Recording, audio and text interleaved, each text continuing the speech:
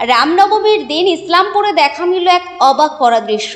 হাজার হাজার মানুষকে মনে করিয়ে দিল কাজী নজরুল ইসলামের সেই ছোট্ট কবিতাটি, মোরা এক বৃন্তে দুটি কুসুম, হিন্দু মুসলমান, মুসলিম তার নয়নমণি, হিন্দু তাহার প্রাণ।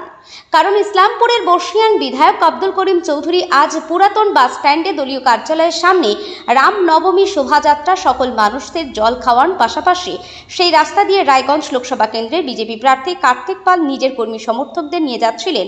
করিম চৌধুরীকে দেখে পাশে গিয়ে পা ছুঁয়ে প্রণাম করেন বিজেপি প্রার্থী কার্তিক পাল এবং সাথে সাথে আশীর্বাদ দিয়ে কার্তিক পালের হাতে জল তুলে দেন করিম চৌধুরী।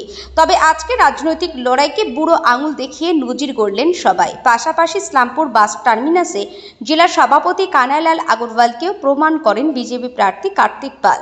চলুন আজ এই বিশেষ রামনবমীর দিনে কি বললেন তারা শুনে নেওয়া যাক।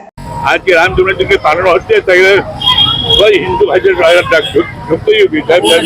আজকে বিজেপি প্রার্থী আপনার কাছে আসলেন এবং এসে আপনাকে প্রণাম করলেন, আশীর্বাদ চাইলেন এবং আপনি তাকে জল খাওয়ালেন। আপনারা জানেন যে আমাদের কালচার আছে, ভারতের নিয়ম আছে যে সকলকেই আমরা শুভেচ্ছা জানাই, সকলকে আমরা আশীর্বাদ দিই, সকলকে তারপর এরাজ তো করি না আমরা। আজকের দিনটা সম্পূর্ণ রাজনীতির ঊর্ধ্বে এবং রাজনীতির বাইরে। আমি একজন রাম ভক্ত হিসাবে আজকে এসেছি এবং মানুষের কাছে আমি শুভেচ্ছা বিনিময় করছি। কি বার্তা দিতে চাইবেন সমাজের জন্য আজকের এই শুভ দিনে? আজকের এই শুভ দিনে আমরা সবাই সবাই কাঁধে কাঁধ মিলিয়ে আমরা একসাথে চলবো। আমাদের একটাই পরিচয় হোক, আমরা ভারতবর্ষী। আমরা এখানে প্রত্যেক বছর এখানে বসে রামনবমী মিছিল এখান থেকে আসে, আমরা যারা মিছিলে থাকে তাদেরকে জল খাওয়াই। এটাই আমরা তৃণমূল কংগ্রেস থেকে প্রত্যেক বছরই এই কর্মসূচি আমরা পালন করে থাকি, এবারও করছি। বিজেপি প্রার্থী কার্তিক পাল বিশেষ করে ওর ব্যাপারে কোনো মন্তব্য হয় না। মিছিলের জন্য এখানে বসে যে আসছে সবাই প্রণাম করে, আমরাও প্রণাম করি। মিছিলে প্রার্থীকে কি কোনোভাবে বিজেপি এটাকে হাতিয়ার করছে বলে মনে হচ্ছে আপনার? আরে বিজেপি হাতিয়ার করছে বলেই তো প্রার্থীর সাথে আছে। আমরা এখানে আমাদের এটা প্রত্যেক বছরই এটা কাজ, আমরা প্রত্যেক বছরই সবাই মিলে এখানে বসে এখানে সবাইকে জল খাওয়াই। এখনো মিছিল ঢুকেনি, মিছিল ঢুকলেই আমরা সবাইকে জল। করিম চৌধুরী পার্টি অফিসের সামনে ছিল, ওখানেও কার্তিক পাল গিয়ে প্রণাম করে। আরে সেটা তো কে কাকে প্রণাম করলো সেটা এর মধ্যে এটা খবরের কি আছে? এটা আমার মাথায় ঢোকে না, এটাও কোনো খবর হতে পারে নাকি?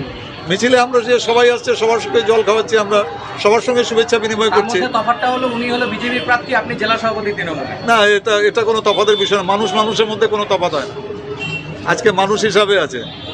কার্তিক পাল কি রাজনীতি করতেছে? এটা তো কার্তিক পাল ভালো বুঝবে।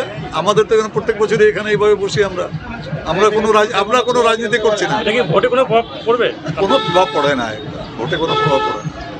আমরা প্রত্যেক বছরই এখানে বসে থাকি। তো কোনো আজকে এবার যেহেতু ভোট আছে সামনে বলেই বসছি, এর তো ব্যাপার না। আমাদের তো প্রত্যেক বছর 2014 থেকে এখানে আমরা প্রত্যেক বছর এখানে রামনবমী মিছিলে জল দিই, এবারও দিচ্ছি। প্রার্থী মিছিলে থাকা কি কোনোভাবে ভোটে প্রভাব পড়তে পারে বলে আমি তো দেখছি না প্রার্থী মিছিলে থাকবে, মিছিলে তো নাই মনে হয়।